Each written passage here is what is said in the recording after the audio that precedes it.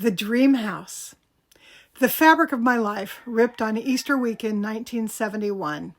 You know those rips that sturdy denim or canvas sometimes gets, where the fragile weft threads will break and fray, leaving the stronger warp threads exposed but still intact, refusing to give up the ghost and separate altogether?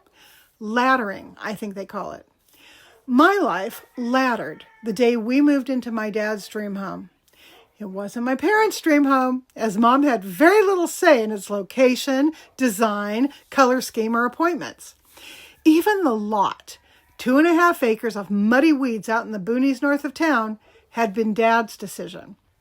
He'd envisioned a grand estate, but ended up building another mid-century ranch, albeit oversized and wrapped in early 1970s design cliches. It sported both a sunken den and a sunken living room. Mom struggled to keep her mouth shut through the design and construction process, but I distinctly remember her arguing with my dad about those dangerous sunken floors. "Someone will trip and split their head open," she pleaded.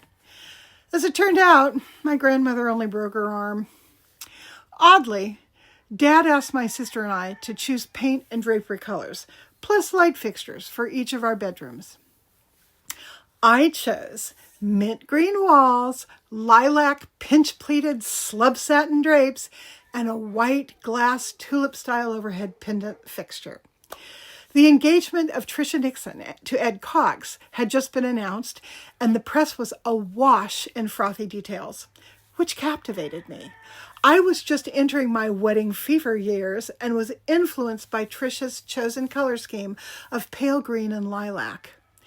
I can't remember why I latched onto those specific colors, but I suspect that it was because they were about as far away from the ubiquitous avocado green and harvest gold, along with the dull dark brown, that my father had chosen for every surface in the house.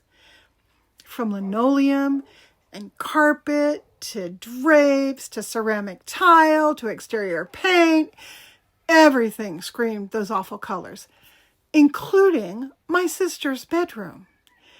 That she willfully chose that god-awful color scheme still confounds me.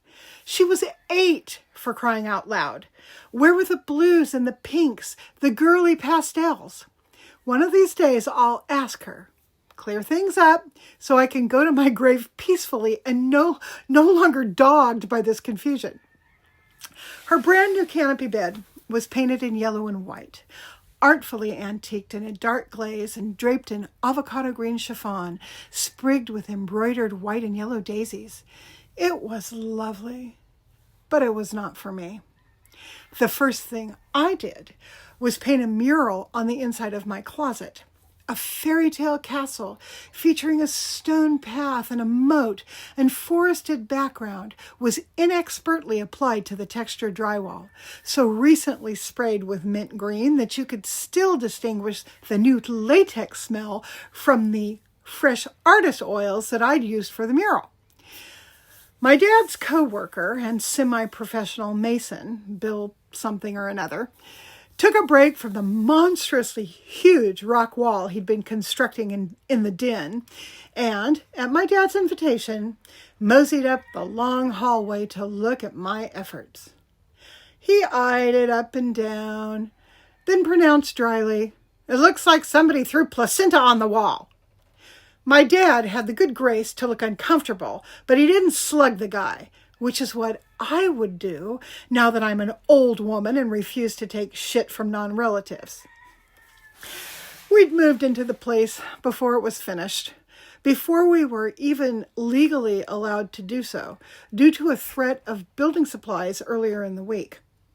Dad, a proud scofflaw, decided to move the entire family to the crime scene so he could better protect the appliances, mirrored medicine chests, and light fixtures, still boxed and tucked against the walls, awaiting installation.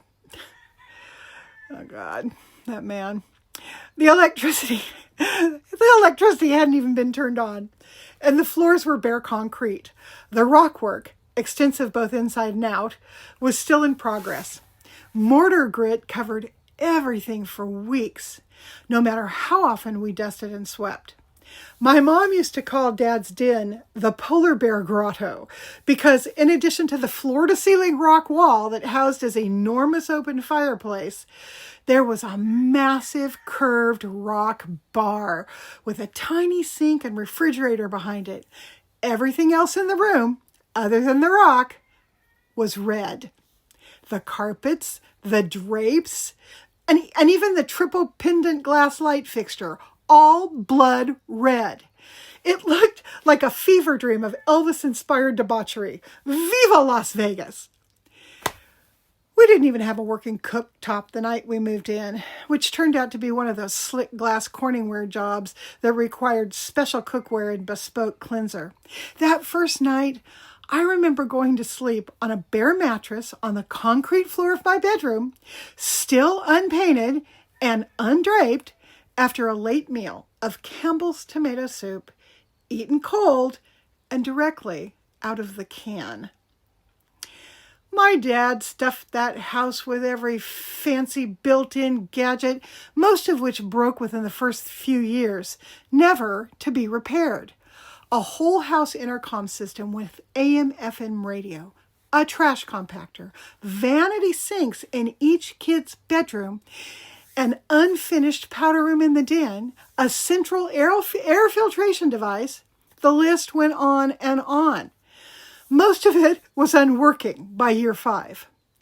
Why, you might wonder, did he never have anything repaired? Good question. Once, after Dad had passed, I asked my mother about it. Her sweet mouth curled up in an uncharacteristically sour expression, and I could almost see a parade of emotions pass by in her eyes.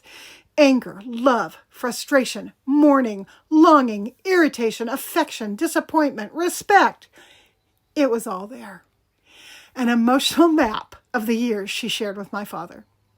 Her eyes finally cleared, and then she looked at me and said, with a little twist of humor in her voice, "Huh, good question.